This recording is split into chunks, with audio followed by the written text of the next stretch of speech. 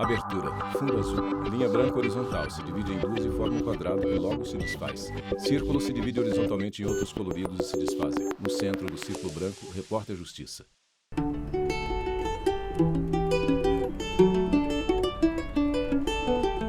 Notas, acordes e melodias formam o som do primeiro estilo de música urbana do país, o símbolo da nossa cultura. E aí, vamos falar do choro?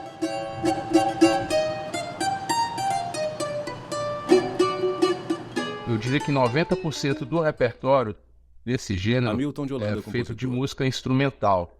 Ou seja, as histórias são contadas pelas melodias. Você sente muita brasilidade no choro, você tem Davi todos Cavalcante, os músico. batuques, o ritmo ele é muito envolvente, o ritmo do baião, do frevo, do samba, tudo isso é muito envolvente, é uma coisa que está muito enraizada na gente. O choro é uma vertente musical que abarca Leonardo muita Porfírio, coisa, né? músico. É o começo da nossa música urbana. Então, ela contém ali dentro a ligação com o samba, com a bossa nova. Hoje na linguagem tem o machiste, tem a valsa, e tudo isso tem um toque sentimental muito grande. O choro, ou chorinho, como é carinhosamente chamado, tem alma brasileira e vai além de um gênero musical. É uma forma diferente de tocar, influenciada por ritmos africanos e europeus. Ele surgiu no fim do século XIX, no Rio de Janeiro. Ele começa, na verdade, o choro como uma forma de interpretar os ritmos que vinham da Europa, como a polca, Henrique Neto, diretor da Escola Brasileira de Choro. a mazurca, né? A valsa também europeia, com um sotaque misturado, que aqui, né, no Brasil, esse grande caldeirão, né, de raças, né? Então, começa como uma forma de tocar esses gêneros. Depois, principalmente pela contribuição do Pixinguinha, ele se torna um gênero musical bem definido. Choro de Pixinguinha, Chiquinha Gonzaga, Jacó do Bandolim e de tantos outros artistas que fizeram história. Não há uma definição entre os pesquisadores sobre a origem da palavra choro. Alguns defendem que o termo deriva da maneira chorosa de se tocar as músicas estrangeiras. Há também quem diga que a derivação vem da palavra cholo, um baile que reunia escravizados das fazendas.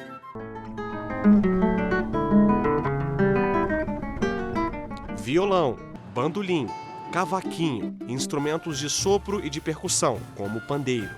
As rodas de choro são um espaço democrático onde os músicos, chamados de chorões, se olham e interagem para uma espécie de conversa musical e improvisação. O cavaquinho dialoga Henrique com o Neto, pandeiro, diretor da Escola o Brasileira de violão Choro. de 6 com 7 cordas, e junto com o cavaquinho, o bandolim, o solista. Então, é muito mais uma interação, um reflexo muito do nosso povo também, né? Em 2012, o Clube do Choro de Brasília solicitou ao Instituto do Patrimônio Histórico e Artístico Nacional, IFAM, o reconhecimento do gênero musical como parte da história e da cultura do país. Leonardo Ferreira, Mais Brasília de DF. 200 assinaturas de artistas de todo o Brasil foram recolhidas. E aí foi dada a largada de uma pesquisa profunda e debates que chegaram ao fim neste ano. O Brasil já tinha 52 bens imateriais reconhecidos como patrimônio cultural, como, por exemplo, a roda de capoeira, o frevo e o maracatu. Agora, o choro também entrou na lista.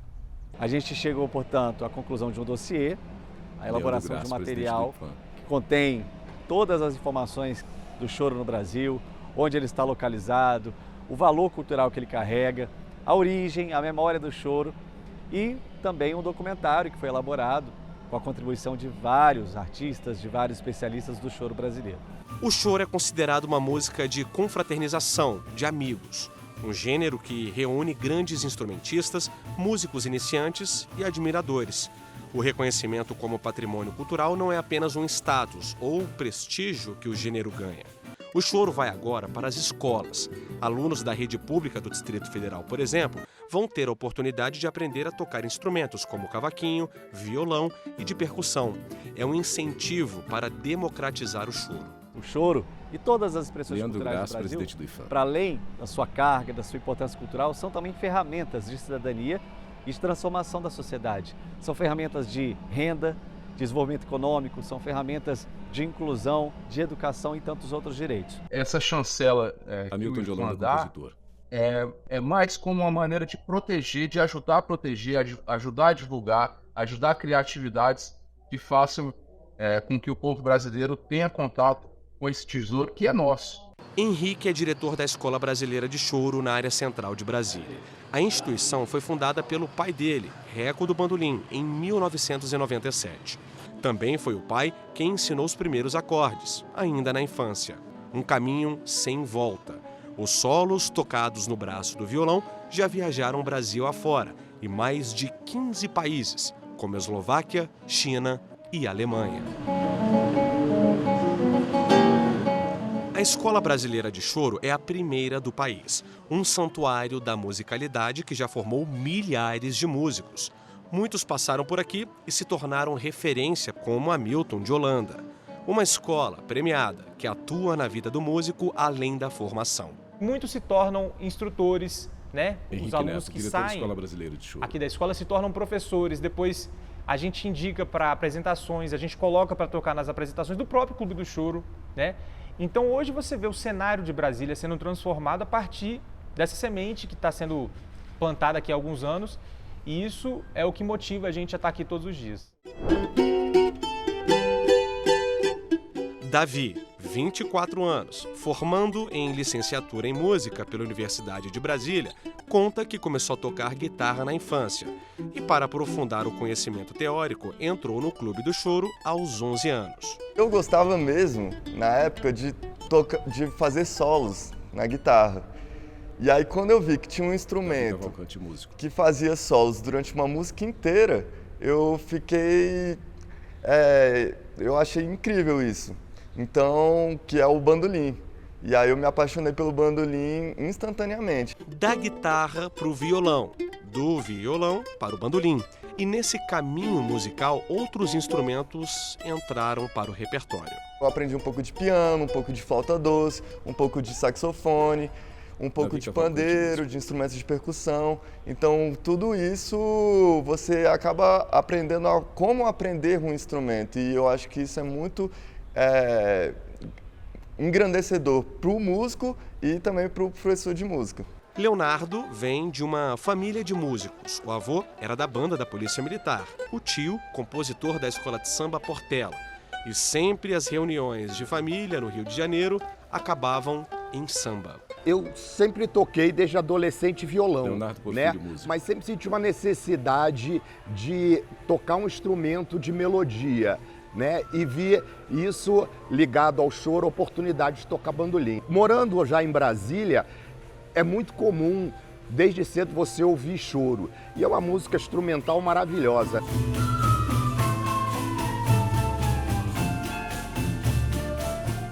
Ainda mais sendo uma música instrumental, a gente poderia assim, plagiar alguns que dizem que isso é o mesmo que está em contato com o divino. É uma coisa maravilhosa. Qual é o meu papel como músico? Eu acho que é essa comunicação, trazer essas emoções de alegria, de nostalgia, em alguns momentos de melancolia, mas também de brilho. Tudo isso ilumina e engrandece o coração das pessoas, a emoção das pessoas. E trazer isso para as pessoas eu acho que é uma coisa muito bacana que a gente pode contribuir para a sociedade.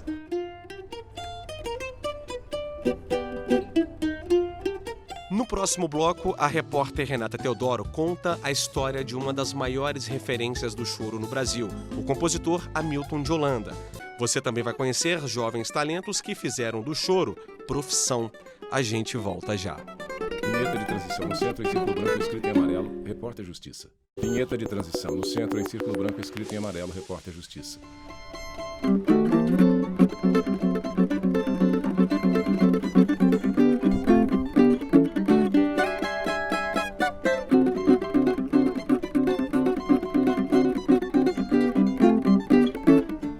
Já são quase 10 anos de parceria, mais de 50 composições e inúmeras viagens pelo Brasil e fora também.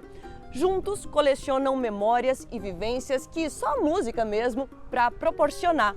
O amor pelo choro foi o que uniu essa dupla tão comprometida em disseminar um dos gêneros mais antigos do país.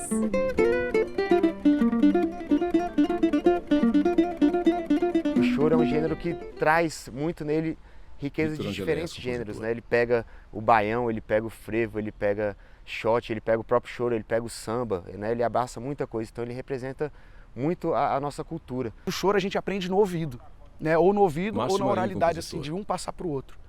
Então, poxa, depois disso que eu comecei a tocar choro, eu comecei a aprender a ler partitura também, que foi uma outra, né, um ganho também para você aprender choro, porque tem partituras que você pode tocar os choros que você não, de ouvido às vezes não dá tão para tirar, né? Então é uma maravilha o choro. Na minha vida entrou dessa maneira, com 12 para 13 anos de idade, consequentemente junto com o cavaquinho. Um estilo que mistura povos e culturas, um som puramente instrumental, ritmos, melodias e harmonias capazes de nos transportar para diferentes lugares. Sem letra, cada um sente o choro de um jeito diferente. A música instrumental, ela tem essa qualidade, assim, de que cada pessoa vai ser tocada por um sentimento. Quando a gente tem a letra, mesmo as poesias que tem aqueles duplos sentidos ou palavras que às vezes tem um sentido, na música tem outro, mesmo essas, elas são muito diretas, né? As letras têm a palavra você entende imediatamente, né?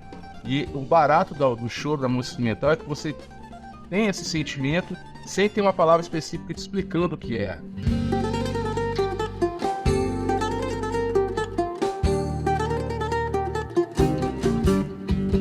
Músico e compositor, Hamilton de Holanda tem uma longa história no choro. O pai e o avô foram as principais referências. Aos 5 anos, ganhou o primeiro bandolim. Os encontros em família regados à música faziam dos instrumentos verdadeiros brinquedos espalhados pela casa. E aquilo para mim foi sempre uma alegria, a gente ensaiava muito. E o nosso repertório era basicamente de choros e músicas desse universo, como valsa, como frevo, como baião, como machixe, né? Enfim, polca. E para mim foi como a minha primeira língua, na verdade, porque antes de aprender a ler e escrever, eu aprendi a tocar bandolim. Então o choro foi a minha porta de entrada para a comunicação minha com as pessoas. Brasília foi berço musical para ele, nascido no Rio de Janeiro, mas criado na capital federal. O Clube do Choro foi praticamente sua segunda casa. Então, quando você vai numa roda de choro, em geral você não vê ninguém lendo a partitura. Então isso é uma coisa que é muito interessante para o músico e que é a base da música brasileira, né? A música brasileira tem essa questão rítmica que é muito ligada ao samba, que para mim o samba e o choro são irmãos, né? Talvez o choro um pouquinho mais velho, mas que mostra a capacidade que o músico brasileiro tem de ser inventivo e de ter uma memória boa.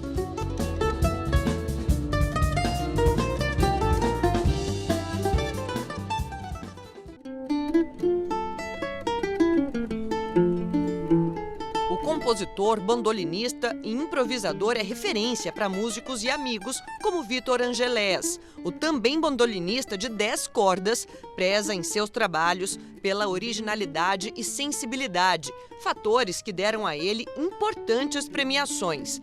Já se apresentou em diversos países mundo afora e fala com carinho sobre a admiração por Hamilton de Holanda. Quando eu conheci o bandolim, ele tinha acabado de fazer o bandolim de 10 cordas para ele, né? Que o bandolim geralmente tem 8 cordas. E esse olhar dele de levar o bandolim para outro patamar também, acho que me conquistou demais. Então, a época que o bandolim estava... Brasília tem muitos bandolinistas bons, acho que bastante por isso também, por essa energia que o Hamilton deixou aqui, sabe? Então, acho que foi tudo isso, tudo confluiu ali naquela época e foi um instrumento porque eu realmente, de fato, me apaixonei e levei como principal, sabe?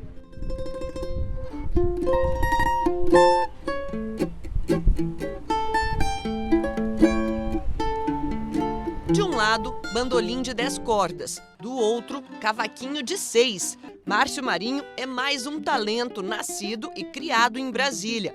Foi apresentado ao choro pelo tio quando tinha apenas 12 anos. Se apaixonou pelo gênero ao escutar a música Lamentos, do eterno ícone Pixinguinha. Foto preto e branco de Pixinguinha.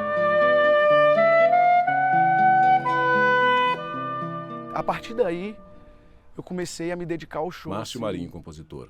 Muito assim mesmo, porque Depois, aí eu aprendi o lamento, depois eu comecei a entender que eu conseguia tirar música de ouvido, né? Porque até então meu tio passava as músicas para mim, né? Na oralidade, assim. Era um cavaquinho só, ele passava o solo, me passava o cavaquinho, eu repetia, passava para ele, e era assim, né? A troca de aula lá em casa. O estímulo da família desde cedo para mergulhar no universo do choro tornou Márcio Marinho um dos maiores cavaquinistas do país. O cavaquinho é minha vida, Márcio né? Marinho, o cavaquinho, eu vivo o cavaquinho, né? Eu vivo o choro, né? Eu vivo a música, então eu só vou deixando a música me levar e vou vivendo. Márcio também é professor e compartilha com novos talentos tudo o que aprendeu na música até aqui. É uma forma de ajudar a preservar o legado e o futuro do choro. É uma música que te dá uma solidez muito robusta em relação à técnica, à harmonia, a ritmo brasileiro, né? Ele é muito sólido em relação a isso. É muito rico. E culturalmente falando, porque o choro ele se transforma, né? Ele vem se transformando. Né, o choro da metade do século XIX mudou muito para o que era hoje. Né? Então eu sempre tento passar para os alunos a importância que o choro tem, não só musicalmente falando, mas para a cultura brasileira. Porque talvez seja o gênero que mais dê fisionomia ao povo brasileiro. Como diz Hamilton de Holanda, o choro garante que os músicos aprendam qualquer tipo de linguagem. Uma habilidade que enche o peito de orgulho, até para quem sabe muito e se tornou referência no assunto. Eu me sinto com um misto de sentimentos Hamilton de Holanda, de já ter uma experiência muito grande, de conhecer um repertório muito grande, conhecer muitos músicos, mas ao mesmo tempo eu me sinto que eu estou começando ainda, sabe? Eu acordo falando o que eu posso aprender hoje, assim, o que eu não vi ainda, porque é fascinante. Trocas de conhecimento, cultura, visão. No choro, o que vale mesmo é se abrir para o novo e se permitir. Com 20 anos de experiência profissional, o bandolinista Vitor Angelés se considera um eterno aprendiz desse gênero que encanta e engrandece a alma. Primeiro que é uma música maravilhosa, né? É uma música super complexa, mas ao mesmo tempo ela é popular, ela conversa com o público, sabe? E é uma música de troca, né? Eu vi ali no palco os músicos todos interagindo de uma maneira muito bonita, assim, todo mundo sorrindo, todo mundo feliz de estar fazendo parte daquilo ali, sabe?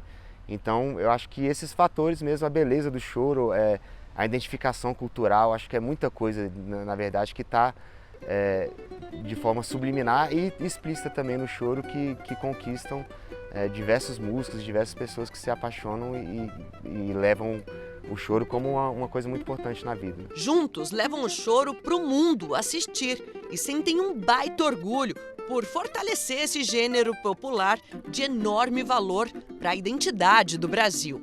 A gente fez uns shows de duo lá na Europa e toda vez que a gente vai, com cada um com seus trabalhos, enfim, levando o choro, levando a música brasileira, a gente sente uma meio que indescritível assim mesmo, porque a gente vê as pessoas admirando, assim, gostando de ver realmente a cultura brasileira. A gente vê as pessoas buscando, as pessoas estudando, as pessoas fazendo silêncio assim para escutar, sabe?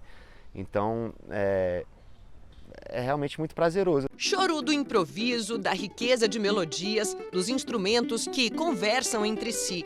Detalhes que o tornam único e especial. O meu brilho nos olhos por aprender nunca vai apagar, sabe? Então, Hamilton de claro Holanda, que ter uma experiência ajuda muito, né? A saber o que eu não vou fazer, assim, né? Que as coisas que dão certo e as que não dão certo. Mas ao mesmo tempo, esse brilho de querer aprender todo dia me alimenta e me faz estar sempre empolgado e desejando algo melhor para a música, choro, para a música brasileira.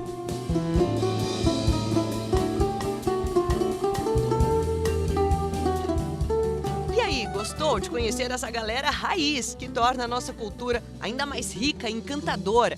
Então espera para assistir ao próximo bloco. Eu fui até a casa do Fernando César e do Bento Tibúrcio, pai e filho. Duas personalidades do mundo do choro que têm muito a compartilhar. Eu volto daqui a pouquinho. Vinheta de transição no centro em círculo branco, escrito em amarelo, Repórter Justiça. Vinheta de transição no centro em círculo branco, escrito em amarelo, Repórter Justiça.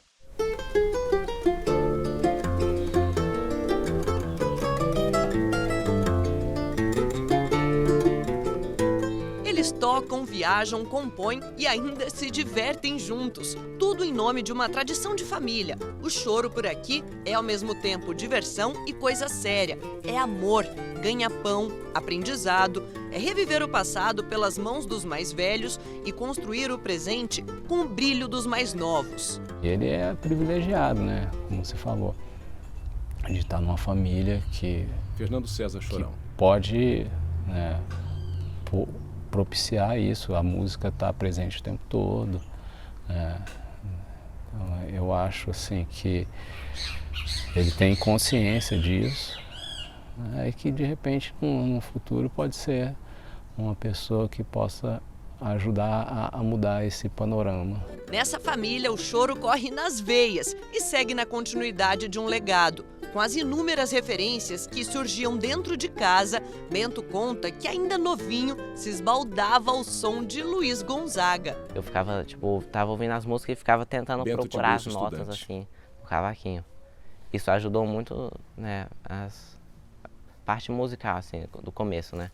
É um amor que definitivamente passou de pai para filho. Com um histórico extenso e familiar dentro da música, Fernando e Bento representam o costume e a cultura do choro, passados de geração para geração.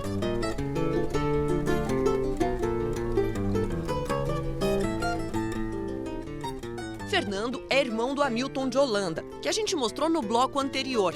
Ele cresceu em Brasília, na capital do rock, e conta que o pai, seu Américo, tinha uma mania, um hábito com os filhos que explica muita coisa. Todo dia a gente ensaiava junto, então todo dia a gente tocava juntos, de segunda a sexta-feira. Dava 6 horas da tarde, né? O que a gente estivesse fazendo, a gente parava para tocar 1 hora e pouco juntos. Ciclos que se repetem em novas estruturas. E quando pergunto para o Bento sobre as principais referências dele, mesmo já sabendo a resposta... A minha família, né? Bento de meus bolsa estudante. Tios, meu pai, meu avô e os grandes chorões, né? Tipo Pixinguinha, Jacó, Chiquinha Gonzaga. Foto preto e branco de Chiquinha Gonzaga ao lado de uma título musical. Compositor, arranjador, diretor musical e violonista, Fernando adotou o violão de 7 cordas para acompanhá-lo nessa jornada de busca e aperfeiçoamento. O passado como professor na Escola de Choro de Brasília diz muito sobre ele. É aquele ditado: quem ensina sempre aprende. Poder ajudar as pessoas, né? Poder ver os adolescentes tocando. Fernando César Chorão. Né? Assim, era a vingança. 80 a galera só tocava rock, né? No início do século XXI a galera adolescente estava tocando choro em Brasília. Brincadeira, né? Mas, poxa, poder fazer isso acontecer, né? Poxa, é um privilégio.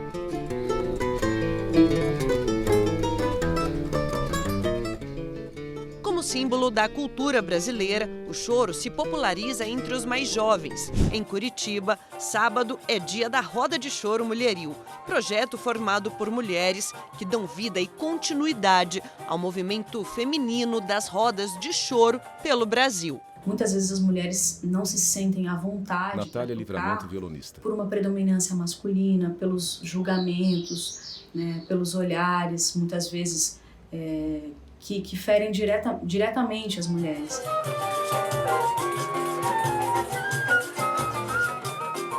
Ao lado de outras parceiras, a violonista, instrumentista e chorona deu o pontapé no projeto, criado há 2 anos. Juntas, elas estudam repertório, compõem e fortalecem mulheres instrumentistas dispostas a mudar realidades e enriquecer a cena do choro pelo país. É um espaço que ele é voltado para as mulheres, para o protagonismo das mulheres. Não é uma roda para mulheres instrumentistas, Natália Livramento, violonista. Ela é uma roda que recebe, que acolhe pessoas, mulheres que estão dando seus primeiros passos, aquelas que já tocam um pouquinho há mais tempo. Então é um lugar que a gente busca receber instrumentistas que têm esse interesse pelo choro, para que ali possam aprender, tocar, observar uma com as outras.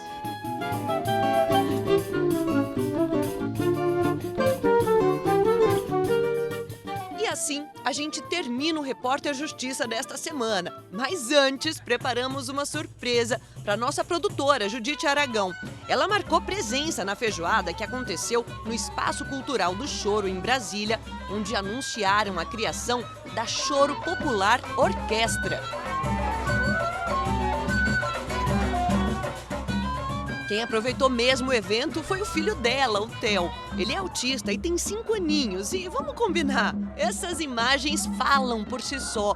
A música sempre cumpre uma função. Pode ser para relaxar, para dançar, ou um momento de reflexão, para despertar emoções, mexer com sentimentos. E esse é o poder do choro.